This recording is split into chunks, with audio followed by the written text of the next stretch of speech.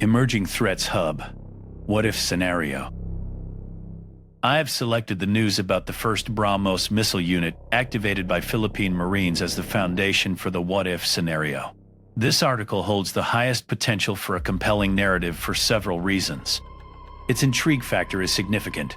The speculative potential is immense. It presents a clear and volatile tinderbox scenario where a single action could ignite a major conflict between global powers. Finally, its relevance and relatability are unmatched, given the South China Sea's critical role in global trade and the escalating US-China rivalry, making the potential consequences instantly understandable and deeply impactful for a globally minded audience. What if, during a tense maritime standoff with a Chinese Coast Guard vessel, a Philippine BrahMos missile was accidentally or intentionally fired? The first hours after the launch would be chaotic and world-changing. China would condemn the act as a declaration of war, likely launching its own show of force, with fighter jets and warships encroaching on Philippine waters. The Philippines would enter a state of emergency, its leadership frantically determining if the launch was a technical malfunction or a rogue commander's decision, while immediately invoking its mutual defense treaty with the United States. In Washington, the President and the National Security Council would face the ultimate dilemma. Does an attack on a Coast Guard vessel, which often performs military duties but isn't a warship, trigger the full commitment of the U.S. military? Global markets would plummet, with oil and shipping insurance prices spiking catastrophically as the world's most vital maritime choke point becomes an active war zone. 1 year later, the Indo-Pacific is permanently altered. A fragile, heavily armed cold peace settles over the South China Sea. The U.S. and China establish emergency hotlines, but the incident becomes a foundational trauma. The Philippines transforms into a forward fortress for the U.S., hosting not just missiles, but permanent squadrons of aircraft and expanded naval forces. ASEAN fractures, with members like Vietnam and Japan deeply arming themselves, while others like Cambodia and Laos pivot further into China's economic orbit.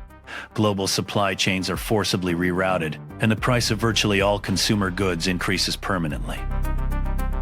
5 years later, the world is now functionally divided into two competing economic and security blocks. The decoupling from China accelerates from a corporate strategy to a national security imperative for the West.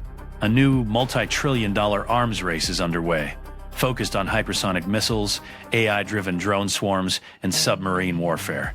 The incident is cited by historians as the shot heard round the digital world, marking the definitive start of a second Cold War, this time with China. A decade on, the global order is bifurcated. Separate internet protocols, satellite navigation systems, and financial clearinghouses are the norm. Taiwan's status remains the most dangerous unresolved issue, with both blocs maintaining a hair-trigger alert status. The original accident is a historical footnote compared to the systemic conflict it unleashed, a world where every international transaction and shipment is viewed through a lens of bloc allegiance. For the Filipino fisherman, his ancestral fishing grounds are now a terrifying mined landscape of naval patrols and missile radar. His livelihood is gone, replaced by the constant anxiety of living on the front line. In Beijing and Shanghai, citizens are fed a steady diet of state media nationalism, celebrating China's strength, while dealing with the reality of inflation and scarce foreign goods due to sanctions and disrupted trade. For a family in Ohio or Munich, the cost of a smartphone, a car, or clothing has risen sharply, and a vague sense of a new, dangerous era permeates daily life. The concept of a globally connected world feels like a nostalgic relic from a simpler time.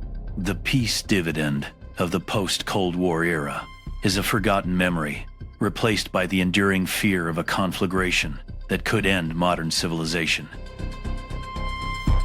This catastrophic chain of events is not inevitable. The most powerful counterargument is the principle of mutually assured economic destruction. The US and Chinese economies are so inextricably linked that a full-scale war would be suicidal for both. In this alternate outcome, both powers, after the initial shock and bluster, would engage in frantic back-channel diplomacy. China might opt for a crippling but non-kinetic response, a total blockade of the Philippines, and overwhelming economic sanctions, betting that the US would not risk a direct military confrontation over a non-combatant vessel. The U.S. in turn might pressure Manila into a humiliating climb down, dismantling the missile batteries in exchange for a Chinese withdrawal, choosing to sacrifice an ally to prevent a global war. In this scenario, the crisis re-entrenches China's regional dominance and exposes the limits of American security guarantees, but it stops short of the abyss.